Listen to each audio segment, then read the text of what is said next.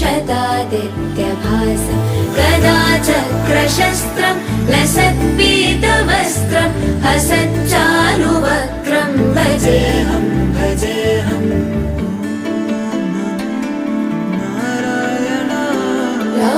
रमाकण्ठहारं श्रुतिव्रातसारं जलान्तर्विहारं नराभारहारं चिदानन्दरूपं मनोज्ञस्वरूपं धृतानेकरूपं भजेऽहं भजेऽहं